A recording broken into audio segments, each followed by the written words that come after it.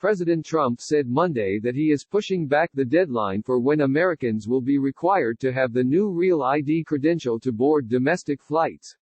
At a White House briefing, Trump said he is postponing the October 1 deadline, citing the coronavirus crisis and concerns of crowding at state departments of motor vehicles from people trying to meet the looming deadline. At a time when we're asking Americans to maintain social distancing, we do not want to require people to go with their local DMV, Trump said. Trump did not say when the new deadline was but said it would be announced very soon. Real ID application documents can be submitted online, DHS says. Governors and lawmakers had asked for the extension in recent days, citing the state's inability to process Real ID applications during the coronavirus crisis. Many states have reduced or completely shut down motor vehicle services as part of their response to the public health emergency.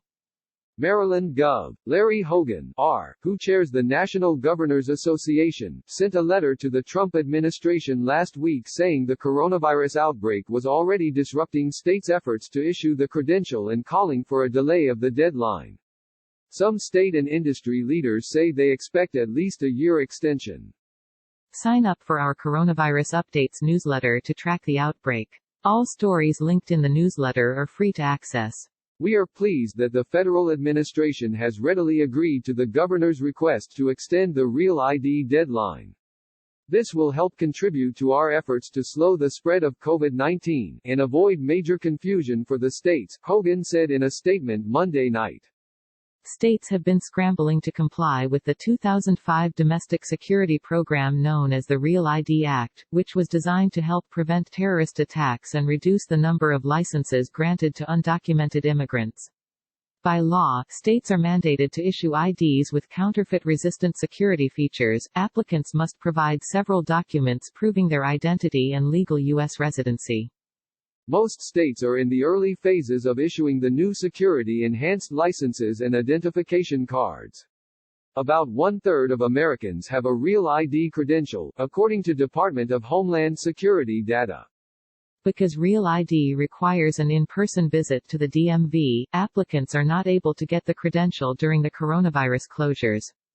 The federal government had refused to give an extension in recent months, even as it was clear that many states were struggling to issue the credential. It was expected that starting October 1, every U.S. air traveler would be required to present a Real ID-compliant license or another acceptable form of identification, such as a U.S. passport, to board a domestic flight as the last phase of implementation of the law. Americans' readiness for Real ID in doubt as 2020 deadline nears. Trump's announcement was also welcomed by the travel industry. Roger Dow, president and chief executive of the U.S. Travel Association, said the extension of the deadline is clearly the wise course of action at this juncture. The group had asked the Department of Homeland Security to delay the requirement until the economic environment improves and it can ensure that access to air travel will not be negatively affected once enforcement begins. The already difficult task of bringing the country closer to Real ID compliance is now clearly impossible due to the coronavirus crisis, Dow said in a statement.